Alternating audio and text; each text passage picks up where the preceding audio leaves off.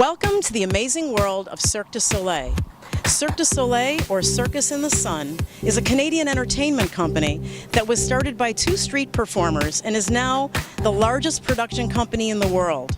Today, we're here to get the inside look into the company, the performers, and a beautiful show called Kurios, evocative of a Victorian carnival with a steampunk vibe.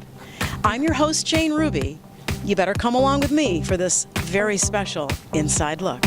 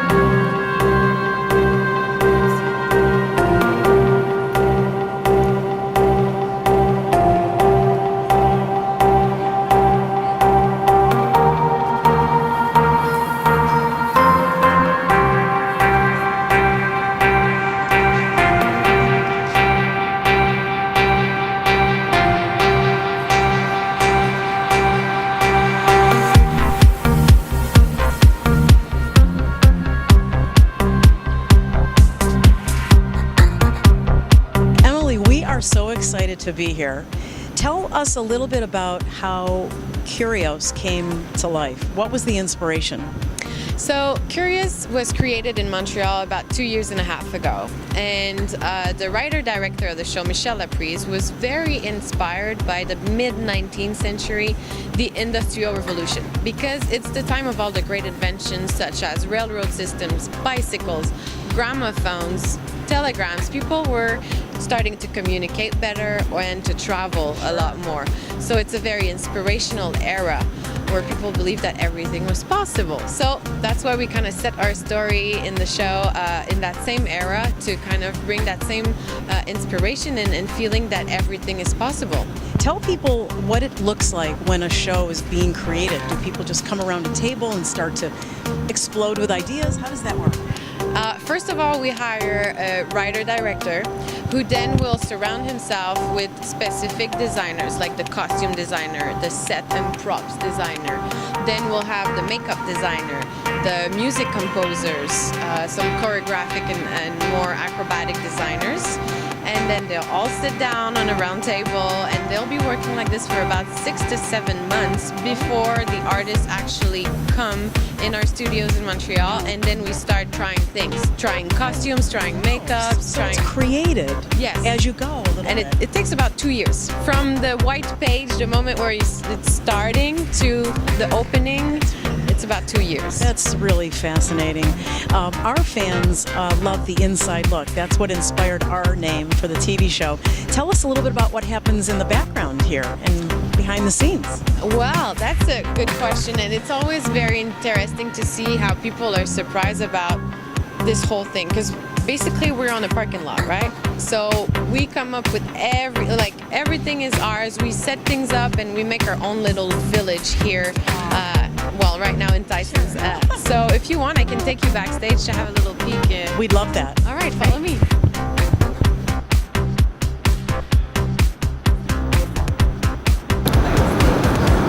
And now this is backstage. Those chairs. But the contortionists are performing on top of, and then you have two artists here, because one of them is pedaling like this to make the hand move forwards on its own on stage, and the other one is moving the fingers. Oh my gosh, that's so The whole thing fun. is weighing 750 pounds. And this was something that was created and constructed with all the technology? All of this is custom made in our studios in Montreal. This is all fiberglass. It's meant to look like metal and wood. Sure. And so the artists here are plugged with headsets, so they can hear the stage manager cues if, let's say, they have to exit earlier or the hand is not in the right position. So during the show, they have the 2 headsets. They're under there, pedaling, bringing the hand on stage with the contortionist. You're giving away some of the secrets. Yes, I am. More classes like costumes. Costumes. Oh, look at so organized.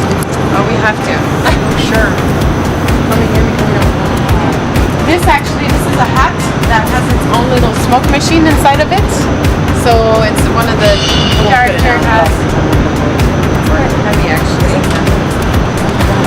And so if you look from here, you can see that it has like a fake Top to the head. top, and then here you have the smoke machine that's coming from. So yeah, this is the train character arriving on stage. Costumes. This is our Invisible Man. This one is actually Oh, the Invisible Man. yes, so it's walking on stage, a bit like puppetry, and so there's other artists all dressed in black, like moving the legs and the arms on stage for the Invisible Man. So clever. And now we're arriving in what we call our artistic tent, so that's where the artists train and work out during the show and before the show. This is amazing that you actually bring portable your own training area as well. Yes. It's not just the Everything stage. is 65 trailers. You are self-contained. Yes, we have our own restrooms, showers, generators, air conditioning, heating system. And where do you have your own training area? You're so self-contained. Where do the performers live, for example, in a long run of a show of 3 or 4 months or longer?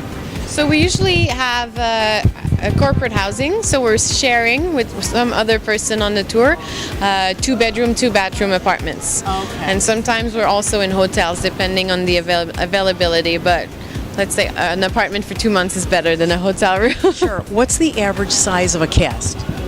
Oh my God, it can vary very much. Like you can look right here behind us, you have the Russian guys, the very strong and tall Russian guys, and then you also have the very small, tiny little girl who's the flyer.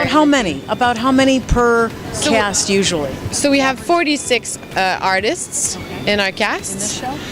I confused you. I didn't understand your question properly. You gave me some additional really cool information. So we have 46, live band of 8. So And then how many support people roughly on the team? overall, altogether, we're 116 of us. And then you have families traveling with us as well. So with the families, we're 150. We're really like a small community. That's it's a traveling community. Definitely a traveling community. Oh, and here's Ryan. Ryan. Who's one of our ACRONET artists that you're going to be interviewing next. This is Jane.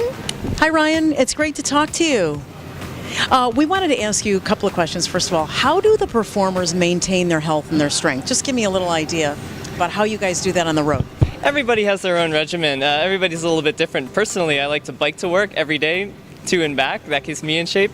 Some acts, it's so physically strenuous that just doing the show every night is enough to keep you in very good shape. And what did you do professionally before Cirque du Soleil? Were you in some kind of physical fitness profession or what? I think the 2 only jobs I've ever had in my life have been coaching or in performing. So when I wasn't performing, I was still coaching. What is ACRONET for those people who've never heard of it? All right, so ACRONET is the world's biggest trampoline. It's a brand new apparatus in Cirque du Soleil and in circus. It's never really been done this way before, but it's a 30 by 40 foot net that we use like a giant trampoline to shoot us 40 feet up in the air. So it's the largest in the world. I haven't seen any bigger. Oh, wow. What can people expect to see in Kurios? If you can share any surprises or fun things, because we want people to come and see it. Right, every act is a visual feast. There's so many things. There's incredible contortionists, there's amazing hand balancers, some of the funniest clowning I've ever seen personally. And of course my act, no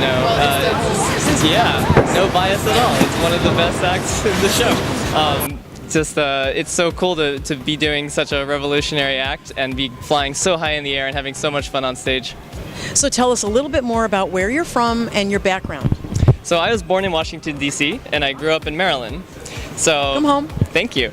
And I started really young on a trampoline in the backyard, and my parents wanted to keep me safe, put me into gymnastics at a very young age. So I did that for about 6 years, and then I tried out diving for a while. tried a lot of different movement sports and arts like kung fu and fencing and pole vaulting. And so my whole childhood was, a lot of different moving disciplines. And then by the time I turned 20, 21, I started to get it in my head that maybe I want to try performing for real and really pursue that. Well, we're standing in this beautiful gym. Do you think you could show us a couple of things in your training area? Yeah, so as you can see, everybody's training now. For me, I use the trampoline because, we can't really have our own backstage ACRONET, so the closest we can get is the trampoline. Okay. So before we go out, I'll take a couple jumps on it like this. Wonderful.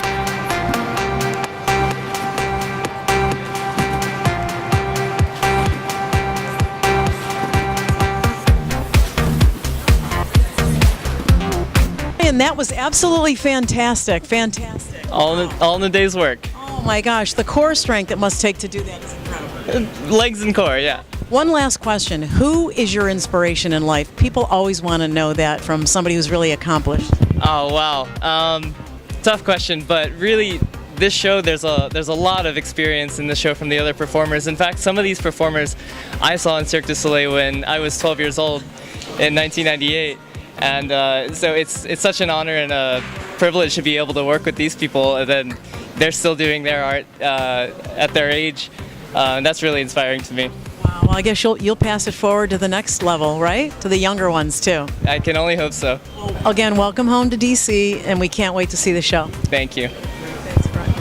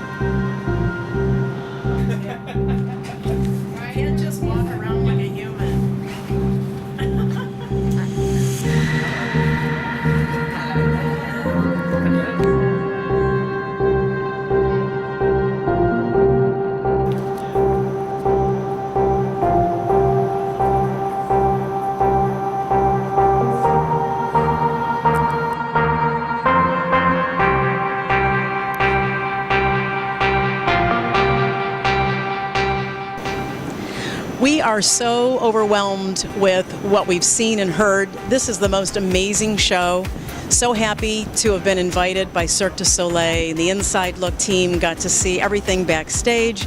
We're excited that we got to catch up with Ryan, one of the performers, and Emily, one of the Cirque du Soleil team members, to get the background on the show and how it was created. Well, thanks again for joining us. I'm your host, Jane Ruby. I'll be looking for you next time.